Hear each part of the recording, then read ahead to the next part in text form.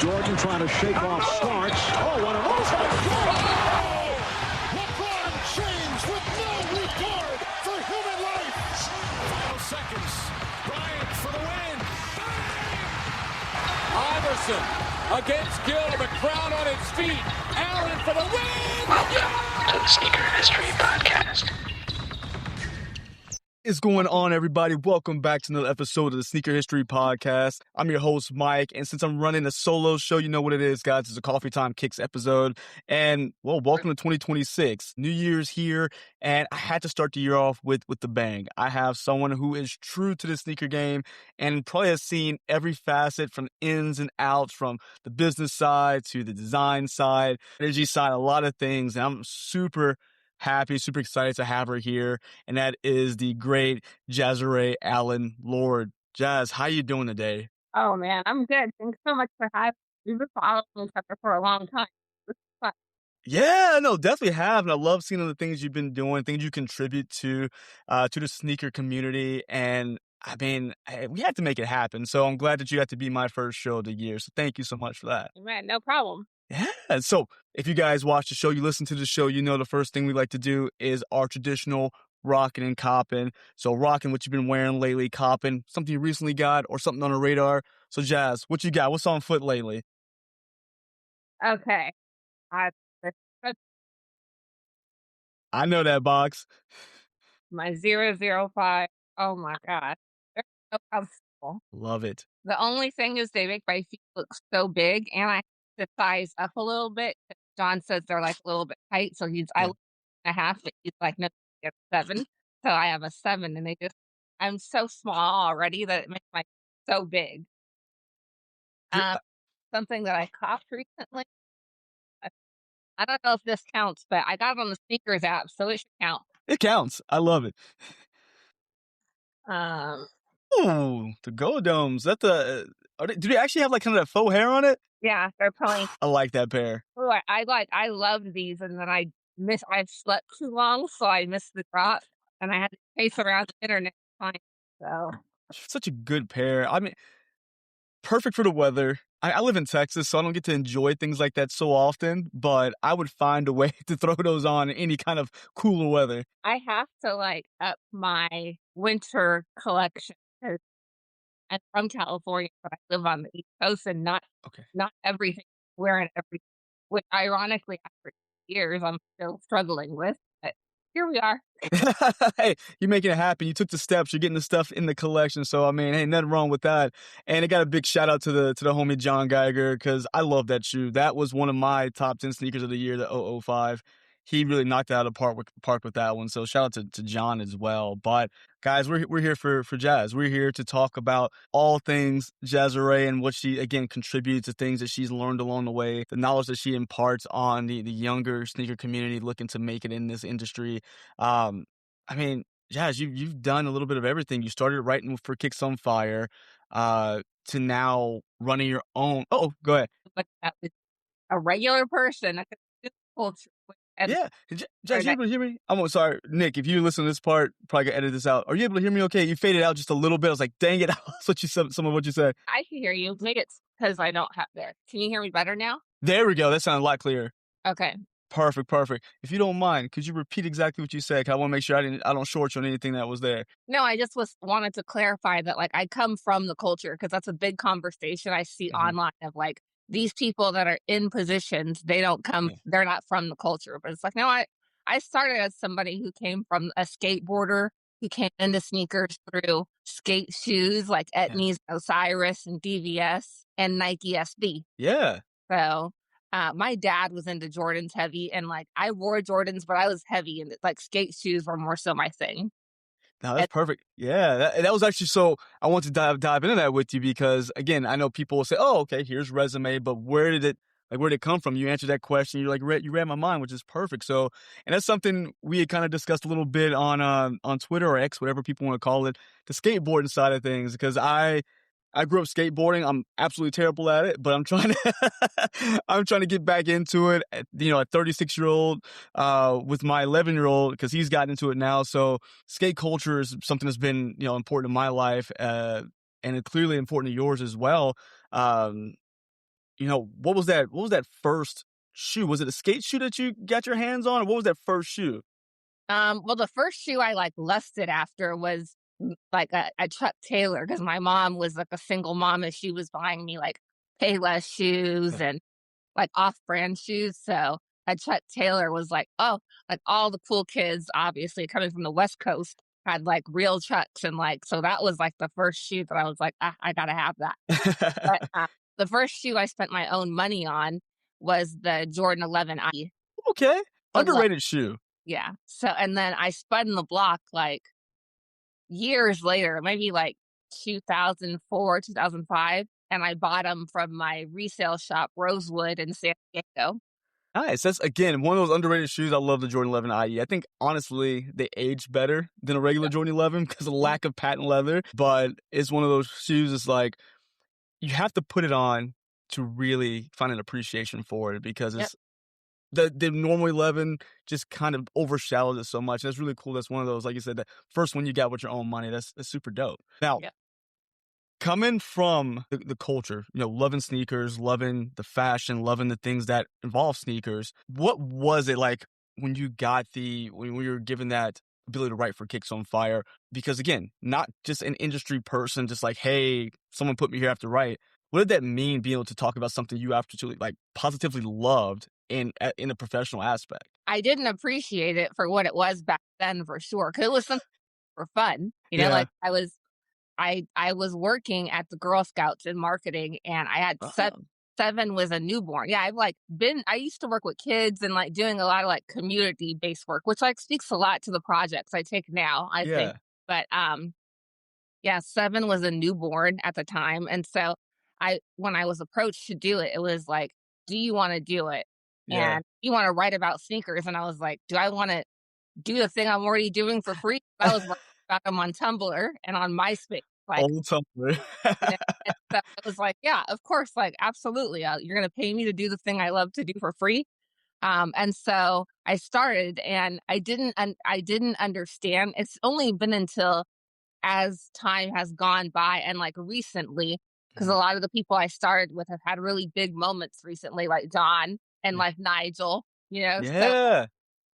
So all these people, like, we came up together in this business. Like, I came up writing like Alexander John, like, giving them spotlight when they were starting out in all of this in the media. And so now I can appreciate the reach of my work, or like when people started telling me, oh, I read your articles when I was in high school, or That's awesome.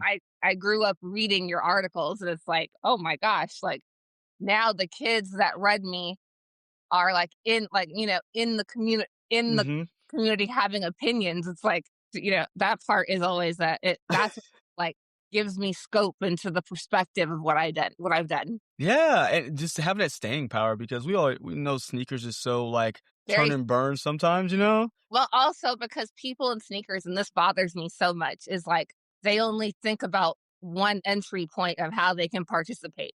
Yeah. And a lot of the times it's content, like get ready with me and da, right? Yeah. So it's like you burn out because you do that. And it's like, I tell people all the time, like, you're not going to be 50 years old unboxing sneakers. Like, I promise you that, like, so you're not going to want to anyway. Like, that's the thing about, to your point, longevity and consistency is like, you can pop one time. Let's say that happens for you at 19.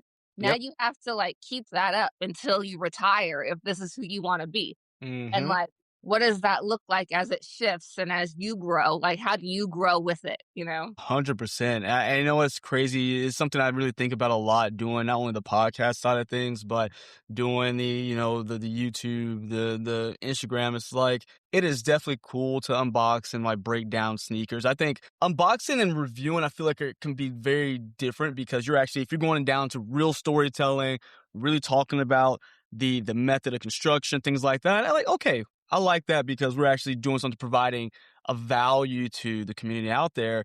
And sometimes I feel like people get stuck on hey, I'm going to unbox your shoes just to show you that I was able to buy it. And it's just like, hey, is it for to help the community, or is it just to flex to say, hey, I had $300 at the time to buy this? So I think you're spot on when you say that, Jazz. Like, the stay in power really comes to what are you contributing, and did you pop off from something random that you can't sustain? Yeah.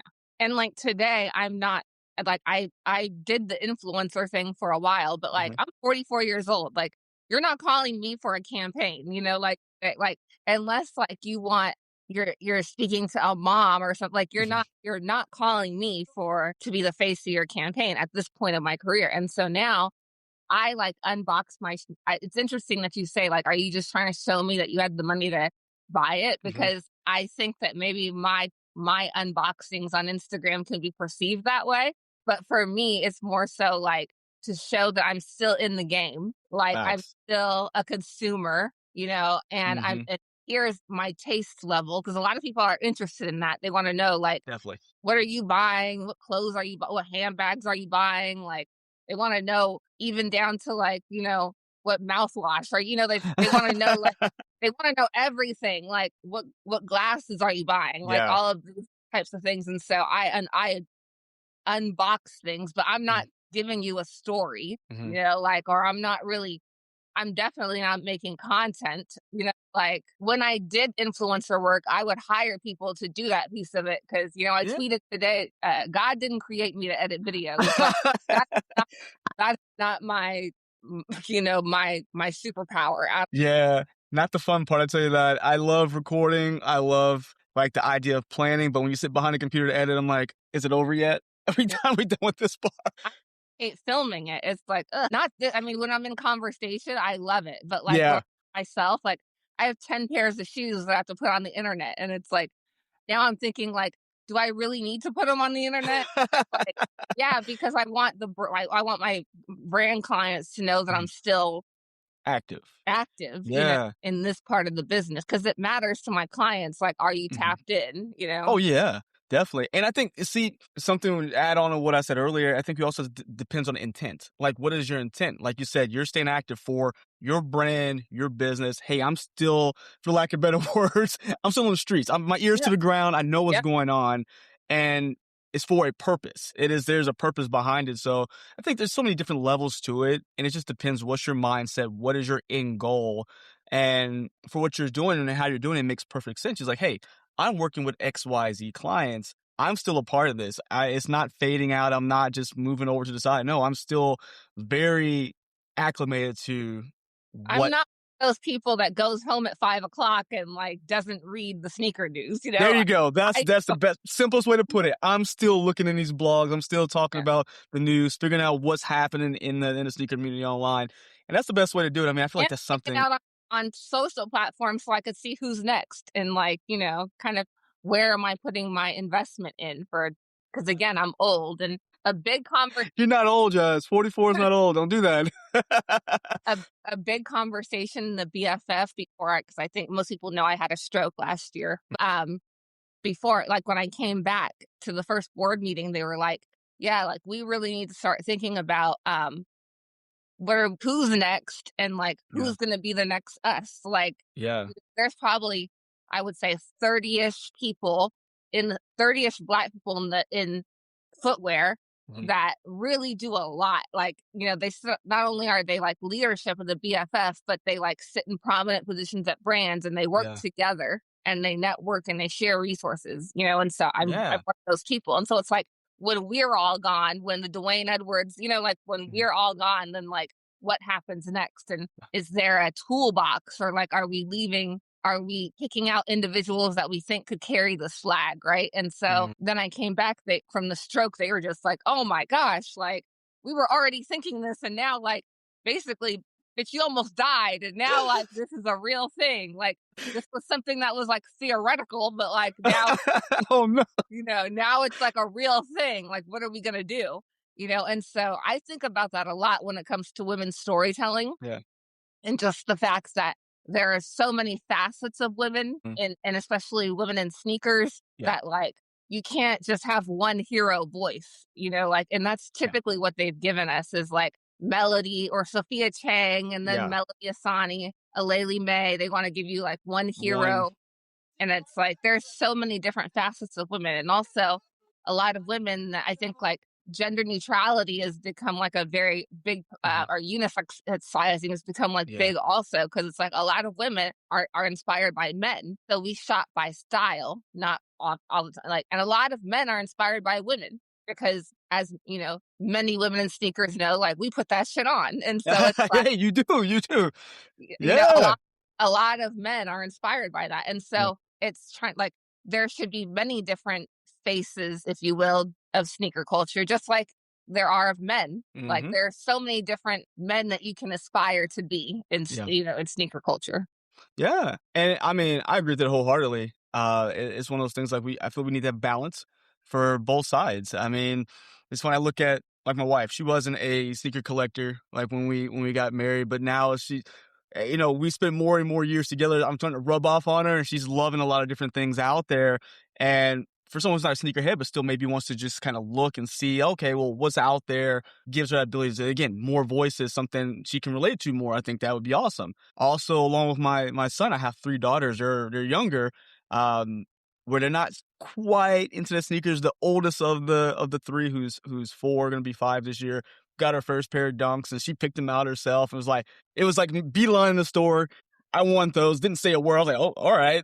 But Yeah. it's just also I want her and her sisters to be able to have people like you, Jazz, to go and not just say, oh, okay, that's a fit, but a fit, knowledge, be able to do the content, all the things that you guys are promoting. I think it's amazing because, again, it can't just be a bunch of dudes doing it all the time. We need to have, again, that balance in the space because it's not guys just collecting, it's women and women doing it very well. Yep. And I'm like not the fit girl. Like I leave that to like the kick seeds and, you know, the kick seeds and the keys. Like I Yeah. leave that, like that is not my ministry, you know, but uh, I always said, like, I said I like sneakers. I never said I was like a fashionista or like a streetwear queen.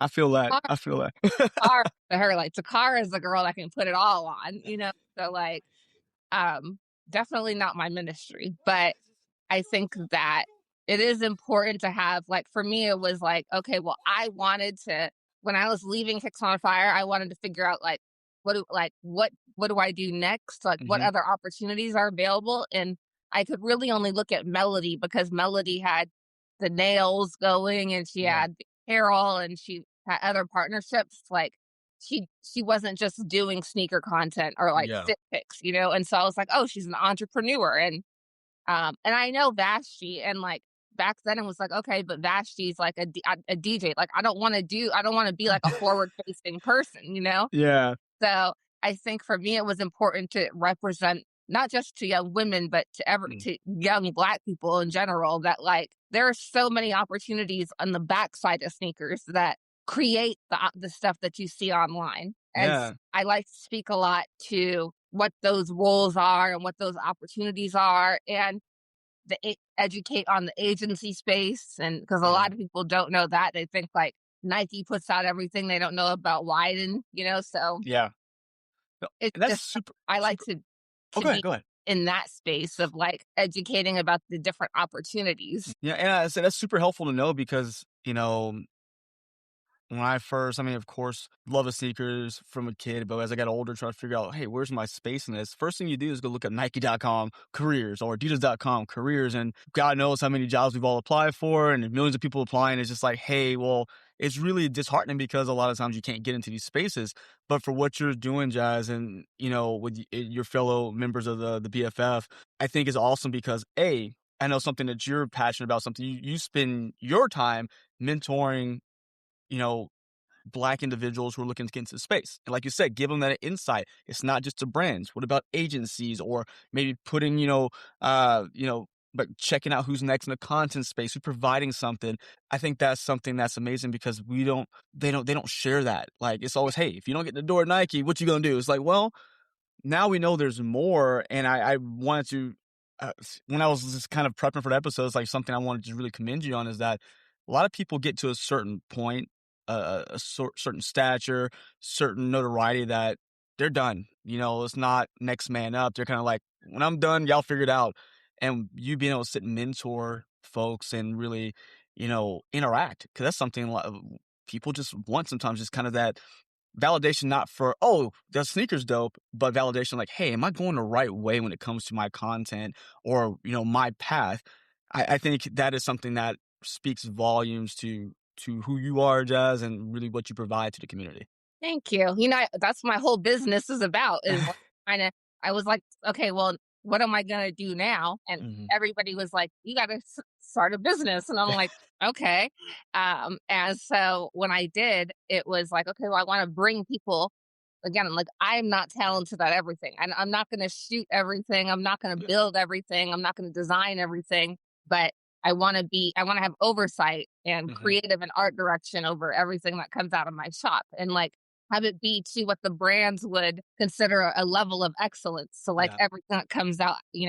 So I want to create opportunities, which I've been able to do. I'm so blessed to bring Mhm. in young Black and brown people, young women. A lot Mhm. of the times my shop is just like a team of women and we go into That's pitches. awesome. There people are looking at us like, oh my gosh, because they never like six Black women on the agency team. That's awesome. Yep.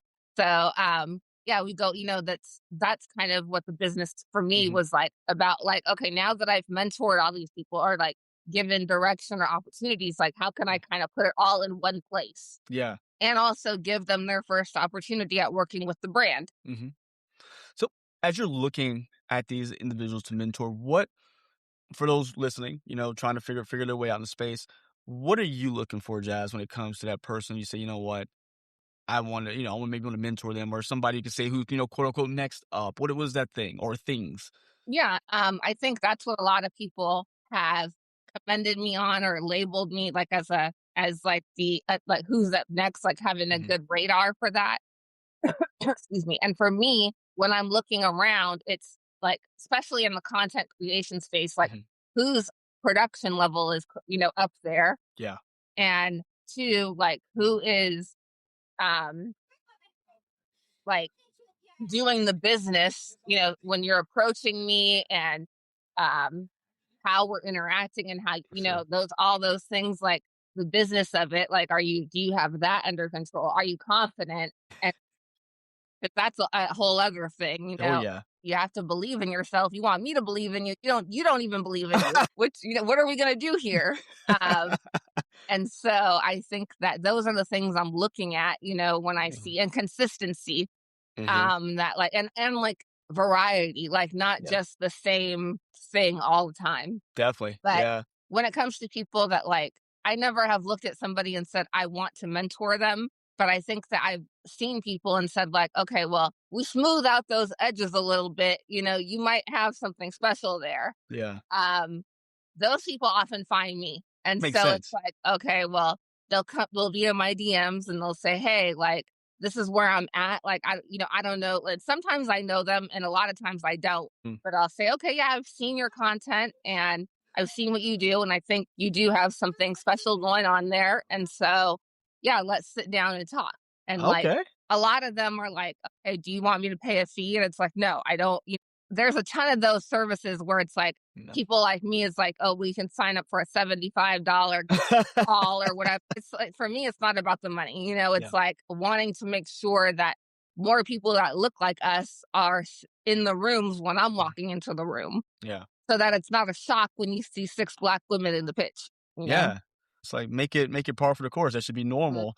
Mm-hmm. And one of those things you said is just like the confidence piece.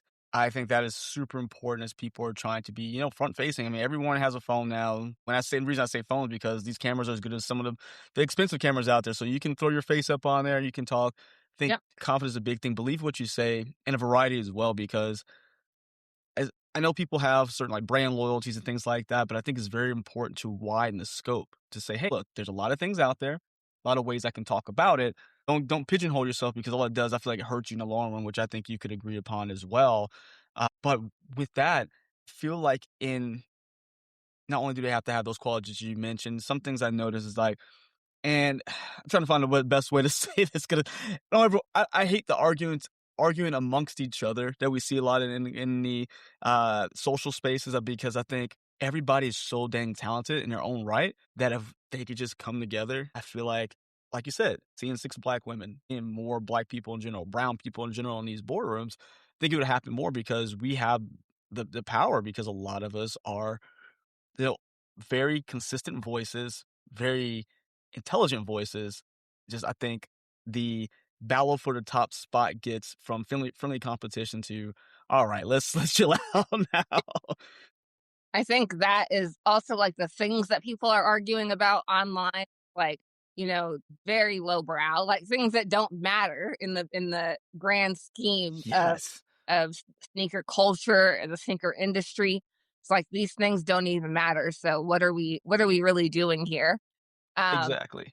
and it's not a good look, like, you Mm-mm. know, because people don't want to be like myself. I don't want to be associated with stuff like that. So it's like, you know, I'll just step back. I responded to Trayvon been dragged, you know, this whole like the last few days and Oh yeah, no, that's the homie. I don't understand that one, yeah, but hey, exactly. And he's like legit a master at what he does, you know. So yes.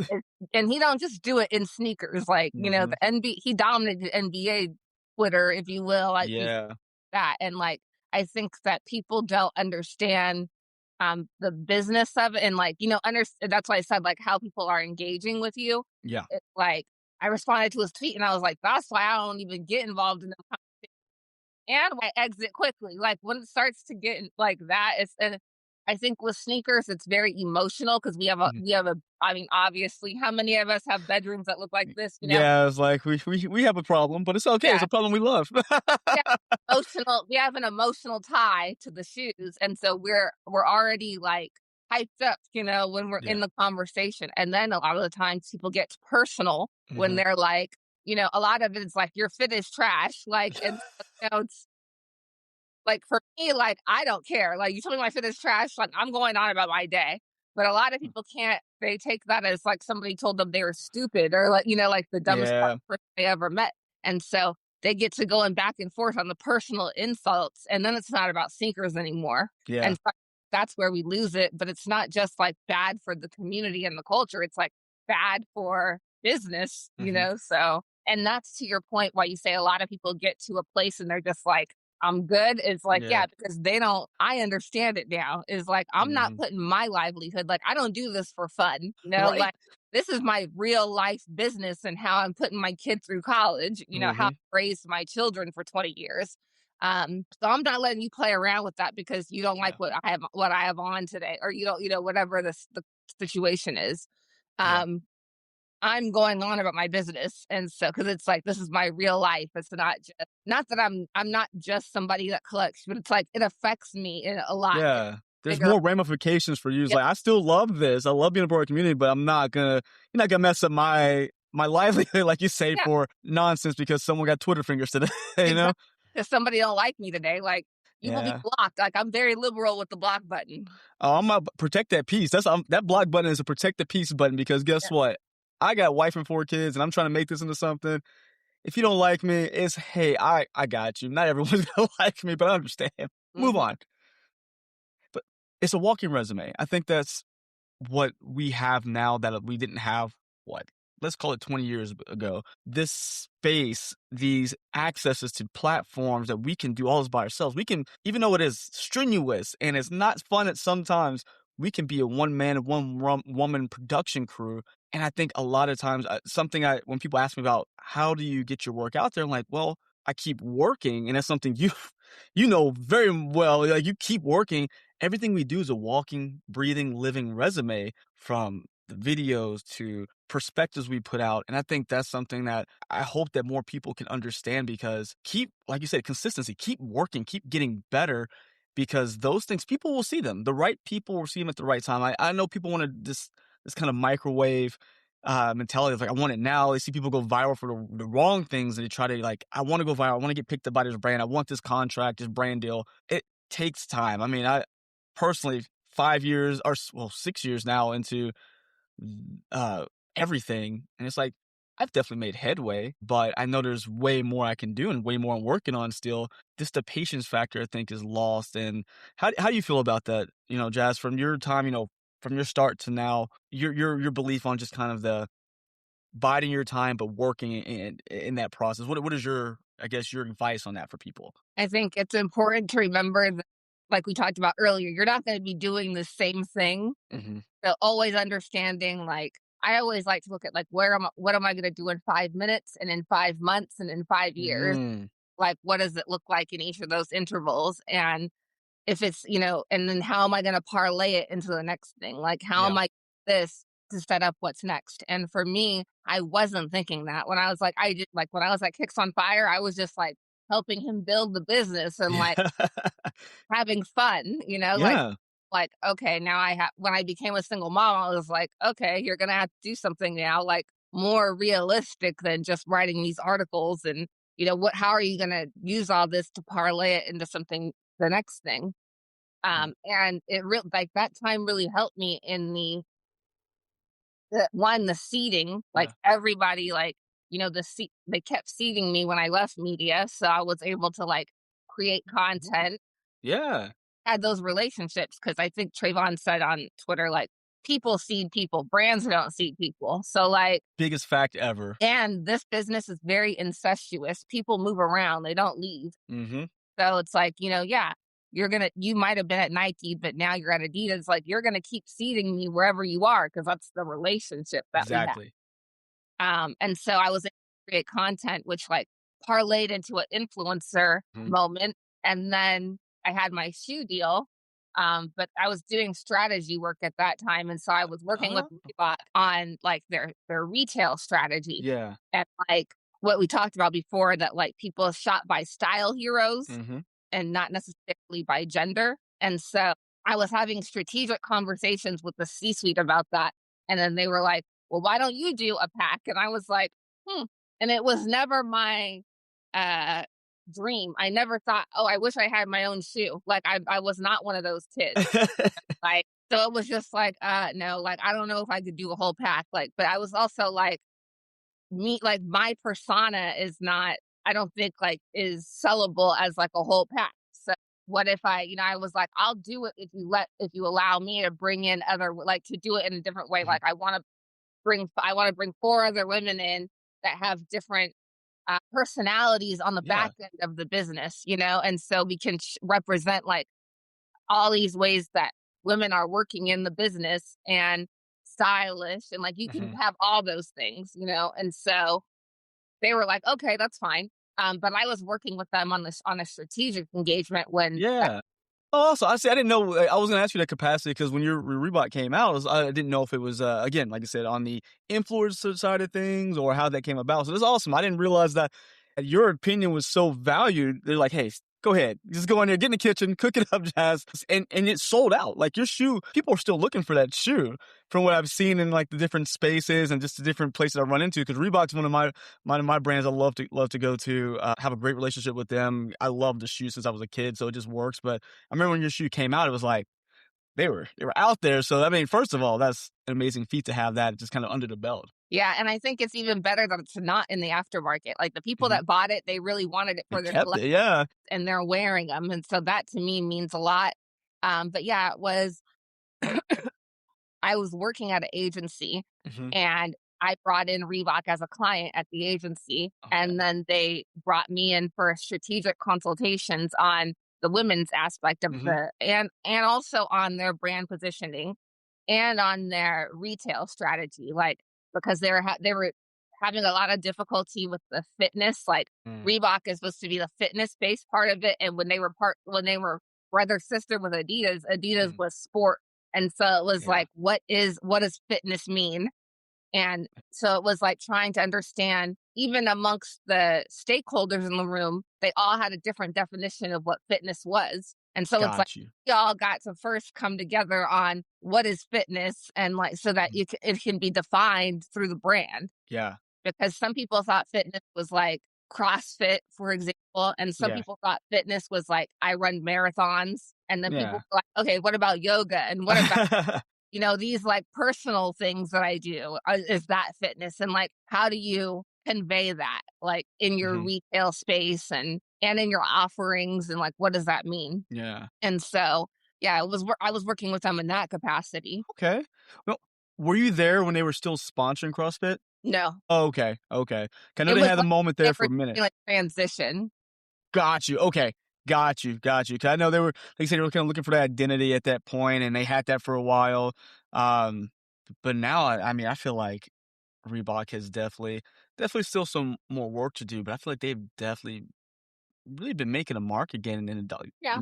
on the basketball side, of course, but also when it comes to the fashion side. I mean, that's kind of the more important thing everybody's gonna run to right now. But I think what they're doing has been awesome. But That's I didn't know something that. Like, that's a cool story. that's something I worked with New Balance on the strategy side too, was like, Uh, your shoes are dope, but you only got 2 pages of clothes for women.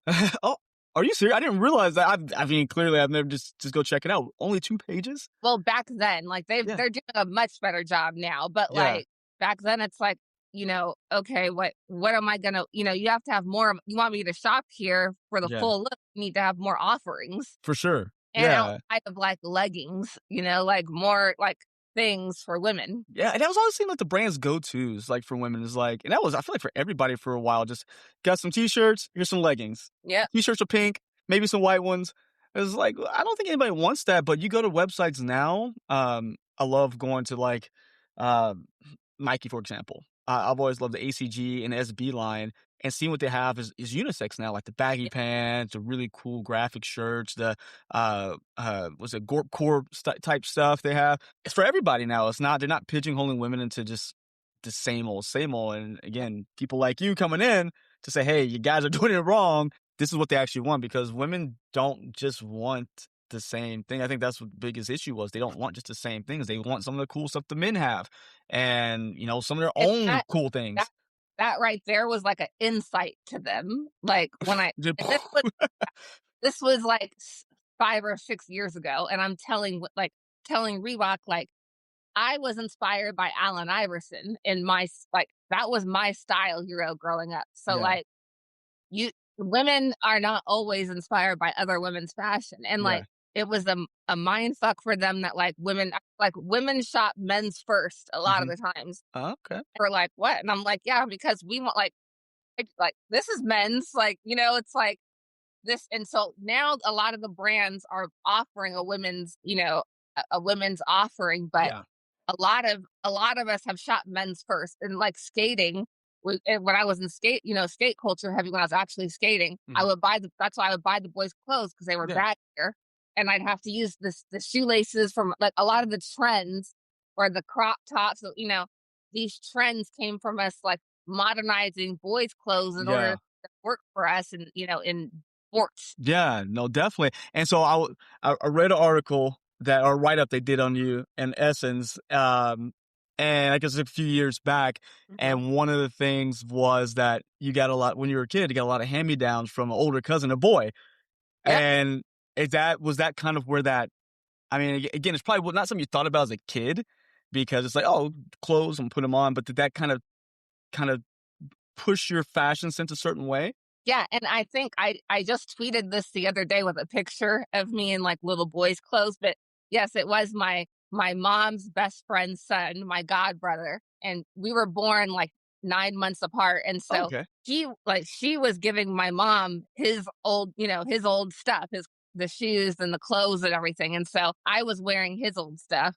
And yeah, I think that I didn't think about that back then, but my Hmm. personality has always kind of been rough and tumble too. And so, Yeah.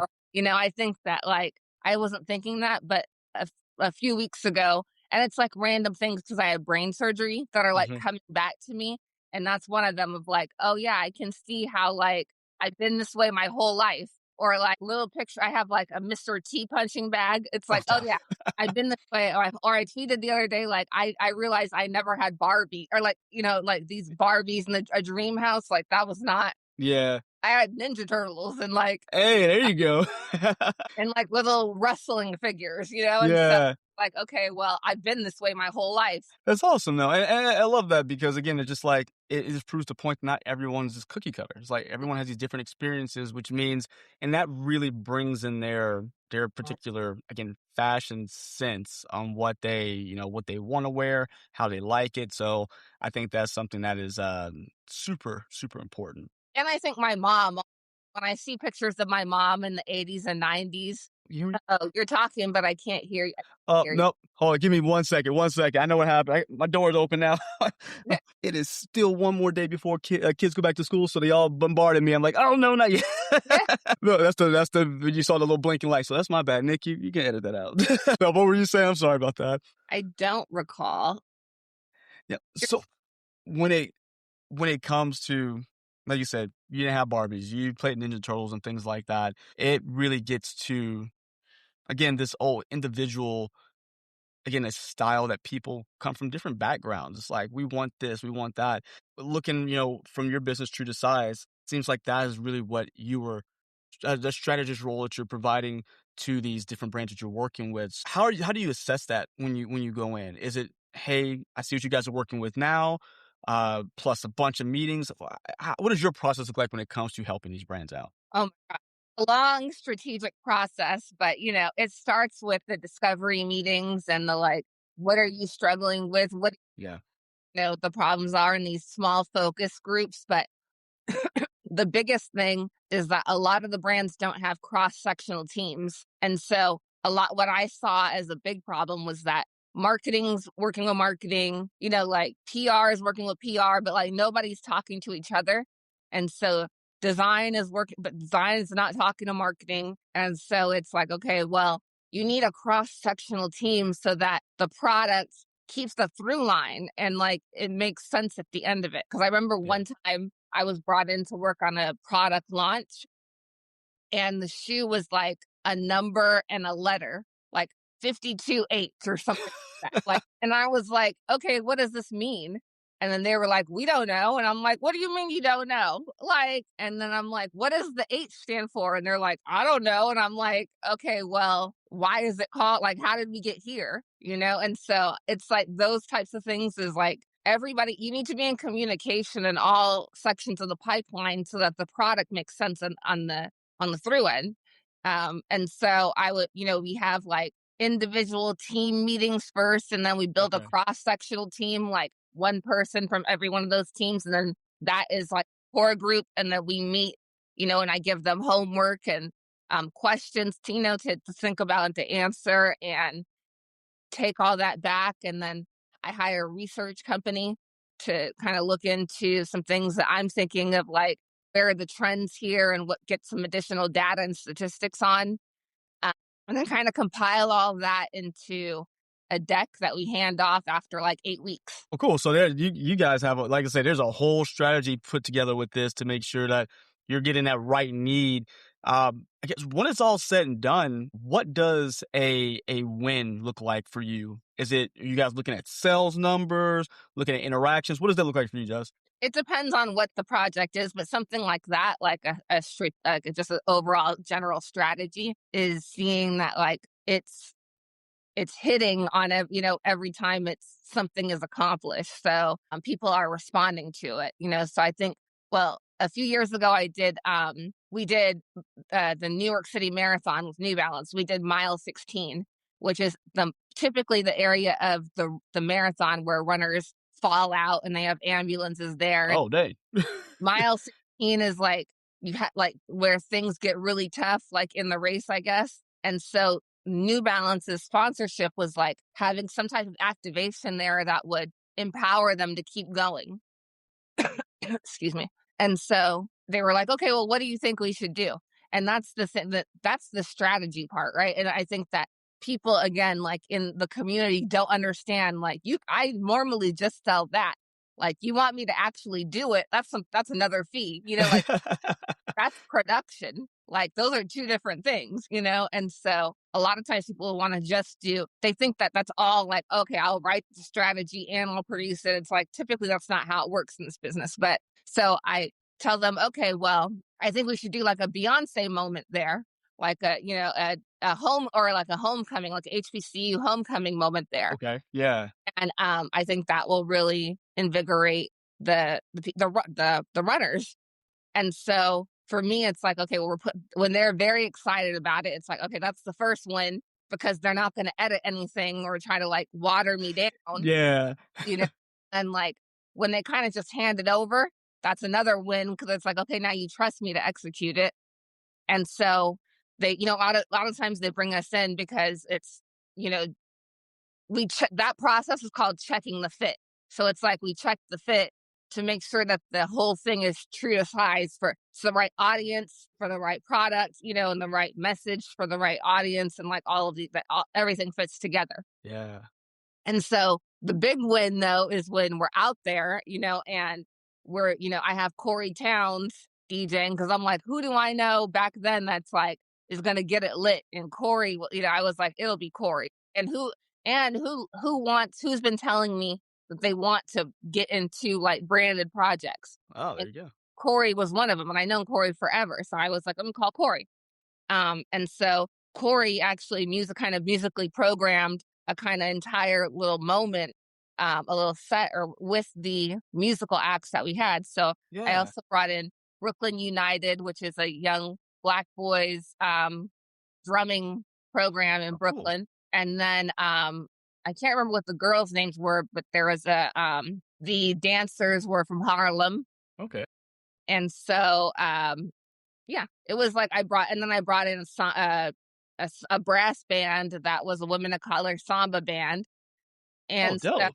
and that's what the brands like bring us in for, because we have those relationships, and we will do the work to kind of figure out who are the correct vendors, right? Like, you want this to be Yeah. black fuck, like what do you want it to, who are the right vendors to bring in for that? Yeah. To really make it happen. And so we're out there, and Corey's spinning, and the bands are playing, and the girls are dancing, and I'm like, I look out and I see people coming back, like they're backtracking their race so that they can, That's awesome. so that they can like film, the whole thing going on. Because we also design like little hats, like Yeah. we designed marching band New Balance outfits for them. Oh, that's so cool. And then my designer was Christian, who is Soulfly's designer. I think his brother owns Soul. Oh. So he, at that time, like, he did a lot of my designs for New Balance projects, for sure. I love Christian.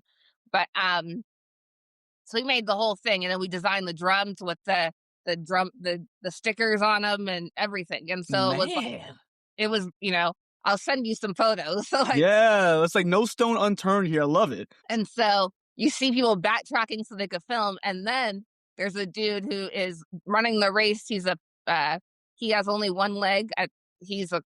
So he has a metal leg for the other leg. And so he's coming, but he's like holding the other leg. Like, so What? so he's dancing on his one leg, holding his other leg, like just stopped. There were people that just stopped their race, to dance in that moment. And so, yeah, that for me was a win, Yeah, heck yeah. To get runners who are worried about time to stop and just like enjoy something. Yeah, that was definitely a win. That's so awesome. Yeah, man, that's just cool. I wish I could have been in an event like that. Any events that you can talk about that you're working on for beginning of this year? I know. Usually this is a Early. really busy time because I do Black History Month and Women's History Month back to back, but I'm just now coming back to work, so Yeah. hoping to pitch it. I have some pitches set up to work on some things this year. But Sisters in Soul, which is the women's faction of the Black Footwear Forum, Mhm. we are figuring out what we're going to do in March for women, and also what does programming look like this year for us. Awesome. I gotta tell you, I gotta get out to Black Footwear Forum. I haven't been able to make it yet, and I was like, it's one of the things like on my vision board. I'm like, I want to get out there, and hopefully this year, if all stars align, because this is something that's it's really cool, really informative, and you guys do a heck of a job with it. Thank you. Yeah, and I gotta tell you, I know like you said you suffered stroke.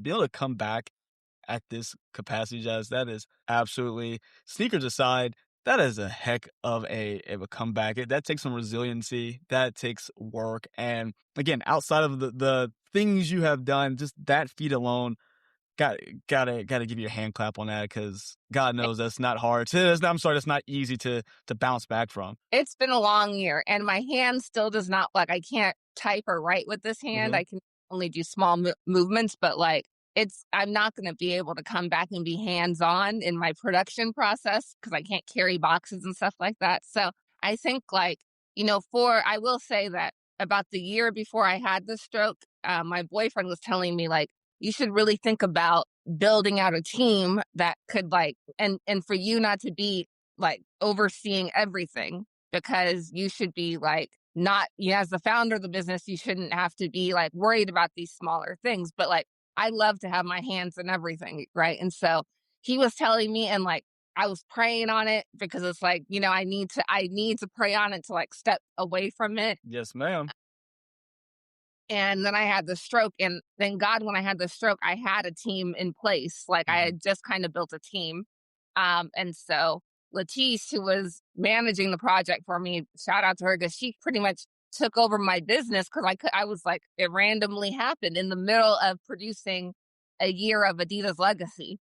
And so we were in the middle of producing like 4 events every month when I had the stroke in Wow. different cities, 4 events in different cities every month. And so it was a lot going on. Yeah. And Jeez. so I like went back. My son told me when I got out of surgery, the first thing I said was, "Where's my phone? I need to talk to my team." Ready to work immediately. And I'm like, oh my gosh, you know? So when I had the opportunity, it was when my last project kind of ended. I was like, I'm just going to take some time off, Yeah. because one, I went right back to work from the hospital bed. And two, like, I've been a mom since I was 19.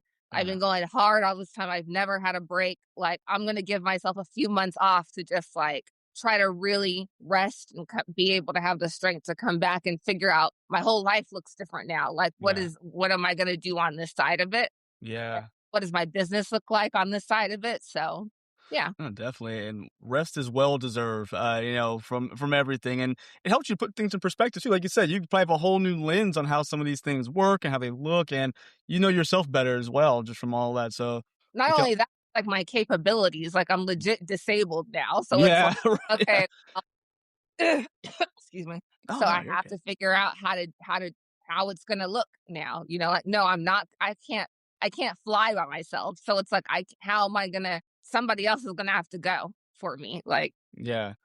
No, but it just the journey is amazing, guys. As you're listening to this or watching or whatever one you're doing, I, you gotta be able to appreciate the journey, because from there to now, and being just, she said it before, consistent along the way through challenges. This is one of those things you won't find that a lot of places. Just you as need that resiliency. that resilient. Oh yeah, see, you're right. I almost left out. So consistency and resiliency, you won't find it a lot of places, because people, if it gets hard, it gets tough, a lot of times Yeah. they stop. I've seen a lot of people leave this business over the years, but a Yeah. handful of people kept going. And like, Mhm. you know, those people are, I love to see them outside. You know, it's like, just, I just talked to Mosh Yeah, yesterday. shut up, Maj. He sent me a DM. He's like, yo, I've never thanked you, but you were one of the very few people. One second. All right. I've never thanked you, but you're one of the very few people that supported me like back then, and like always kind of, you know, posted my work when I was starting out, and thank you. And so it's like, yeah, I think the people that a lot of the people I started with are like really flourishing, and because they kept going, they didn't, and Definitely. they tried different things. They didn't allow like one thing to just kind of end their journey. Exactly, exactly. It's about pivoting sometimes and learning. So guys, I hope you learned as much as I learned in this episode, because this is one of those I really, it's one of those, this goes down to some of my favorite episodes, Jazz. So I just gotta let you know that just right off the rip. I love it. I appreciate the time you've given us today. Um, I know if you're anywhere, guys, on any sneaker media, you've seen Jazz. If you haven't followed her already, you need to, because she does some amazing things. She has some great, um, bits of wisdom, knowledge she drops on all her platforms. So you're shorting yourself if you don't follow her. And Jazz, I want to say I appreciate your time. I know you're super busy again with the business, still recovering, but I appreciate you taking a little time out for us here. And let them know how to follow you. Let them know how to find you. On Instagram, it's nerd like jazzy. Word to my first digital project, nerd like. Me and Jack Slade. That was our little Shout out, blog Jock. before we got into this business. And let's see, on TikTok, I'm nerd like jazzy also. I don't post a lot there though. I'm like very old, so I'm, you know, and again, editing video is not my ministry. So I'm trying, but like I don't do a lot there. But on Twitter, it's Jazzy Ray, Rae, like Raekwon. And yeah, I guess that's everywhere, right? Yeah. That's all the places that matter, right? Yeah. That's everywhere, right. That's awesome. Hey, you know what? And on professional side of things, And find on our LinkedIn. I'm Jazerai Allen-Lord. There you go. Yep. That's the one. I was like, you know what? We talked about this professional stuff. We got to at least throw LinkedIn in there. So awesome. Well, Jazz, I really do, again, appreciate the time. Guys, make sure she threw out all the socials. Check her out. Make sure you follow us as well. It's a brand new year, 2026. We're looking to be bigger and better than we were last year. I appreciate you guys for sticking around with us for 6 years now, which is wild to me. We've been doing it for that long. Thank you, guys. Subscribe, like, all that fun stuff. And until next time, guys. See ya.